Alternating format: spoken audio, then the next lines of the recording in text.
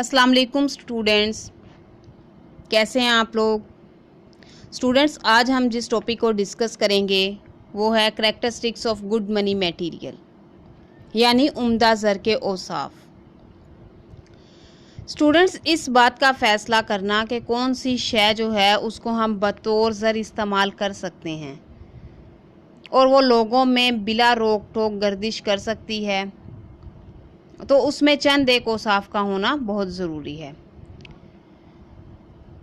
यानी हम जिस चीज़ को ये कहें कि वो उम्दा ज़र के ज़ुमरे में आती है तो उसमें मंदरजा झैल औसाफ होने चाहिए।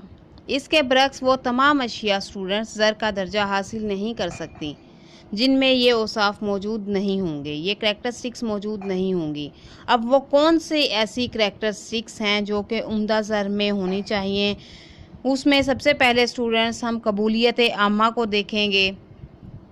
यानी किसी शय के ज़र बनने के लिए ये ज़रूरी है कि स्टूडेंट्स उसको बतौर आला मुबादला के लोगों में वो बतौर एक मीडियम के आम तौर पर गर्दिश करें, यानी आम तौर पर लोग उसे कबूल करें और उसको कबूल करने के सिलसिले में वो किसी किस्म की हीलो हुज्जत का शिकार ना हों।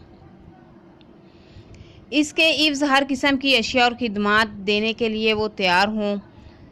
तो स्टूडेंट्स, सोना और चांदी जो कि धाती ज़र के ज़ुमरे में आते हैं, उनके ज़र बनने की बड़ी वजह यही थी कि लोग इन धातों के बने हुए सिक्के बतौर आला मुबादला के आसानी से कबूल कर लेते थे। आजकल के दौर में स्टूडेंट्स तमाम ज़र हुकूमत या मरकज़ी बैंक का जारी करदा होता है, लेकिन लोग उसे रोज़मर्रा की ज़रूरियात, कारोबारी सिलसिले में और दीगर कामों के लिए फ़ौरन कबूल कर लेते हैं, लिहाजा लेन देन में किसी किस्म की रुकावट पैदा नहीं होती। नेक्स्ट स्टूडेंट्स है पायदारी, यानी ड्यूरेबिलिटी।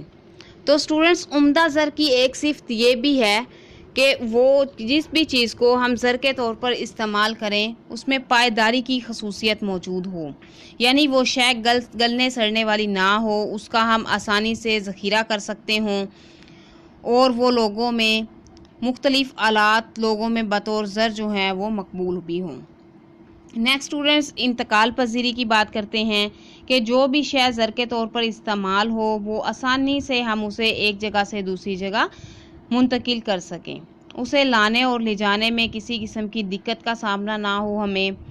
तो स्टूडेंट्स, ऐसी चीज़ को हम बतौर ज़र इस्तेमाल करेंगे जिसका हुजम कम होगा और मालियत ज़्यादा होगी, यानी ज़्यादा हुजम रखने वाली चीज़ें हम ज़र के तौर पर इस्तेमाल नहीं कर सकते क्योंकि उन्हें डेफिनेटली एक जगह से दूसरी जगह ले जाना जो है वो मुश्किल होगा। आजकल हम ज़र की तरसील के जदीद आलात जो हैं, मसलन क्रेडिट कार्ड, मेल ट्रांसफ़र, इनको इस्तेमाल करते हैं और ऑनलाइन बैंकिंग का हम इस्तेमाल करते हैं, जिसने इस मसले को बहुत आसान कर दिया है। आगे है स्टूडेंट्स शनाख्त पजीरी, यानी ज़र की मुख्तलिफ़ अकाइयाँ जो ज़र के तौर पर इस्तेमाल हो रही हैं उनकी आसानी से पहचान हो सके। जो सिक्के हम इस्तेमाल करते हैं ज़र के तौर पर, उनके खरे और खोटे की पहचान हो सके। सिक्कों की मालियत जो उनके ऊपर लिखी होती है, मकनातीस के ज़रिए हम उनके सही होने की पहचान कर सकते हैं। इसी तरह से कागज़ी नोटों को भी हम मखसूस तरीके से परख सकते हैं। तो ये उम्दा ज़र के ज़ुमरे में ही आते हैं।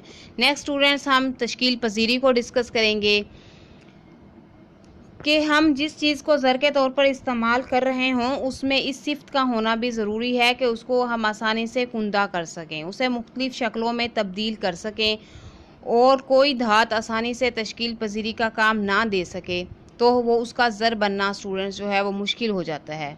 चूँकि हुकूमत ज़र के तौर पर इस्तेमाल होने वाली जो धात होती है उसके ऊपर अपना नाम, उसकी मालियत और सने इजरा वगैरह जो है उसको कुंदा करती है, इसलिए इस सिफ्त का होना भी बहुत ज़रूरी है।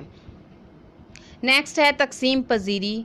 तो स्टूडेंट्स, जो भी चीज़ हम ज़र के तौर पर इस्तेमाल कर रहे हैं उसमें ये खसूसियत भी होनी चाहिए कि हम उसको छोटे छोटे हिस्सों में बांट सकें जो कि वज़न में बराबर हों, लेकिन उनको छोटे छोटे हिस्सों में जब हम तकसीम करें तो उसकी कदर व मालियत जो है उसमें कोई फ़र्क ना पड़े।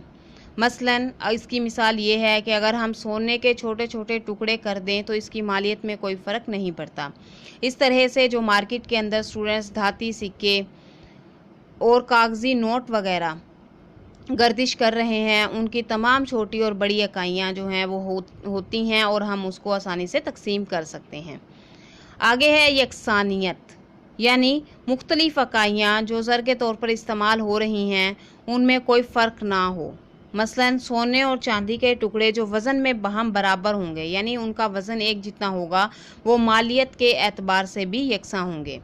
एक ही मालियत के कागज़ी नोट भी यकसां होते हैं। मसलन अगर हम 10 रुपये की बात करते हैं तो 10 रुपये की तमाम नोट जो हैं उनकी मालियत 10 रुपये के बराबर ही होती है, जबकि किसी और किस्म की शय की मुख्तलिफ इकाइयाँ एक जैसी नहीं। तो 10 रुपये की तमाम नोट जो हैं उनकी मालियत 10 रुपये के बराबर ही होती है, जबकि किसी और किस्म की शय की मुख्तलिफ इकाइयाँ एक जैसी नहीं होती। नेक्स्ट है मुनासिब मिकदार, यानी ज़र के तौर पर इस्तेमाल होने वाली शय जो है उसकी मार्केट के अंदर मुनासिब मिकदार मौजूद होनी चाहिए।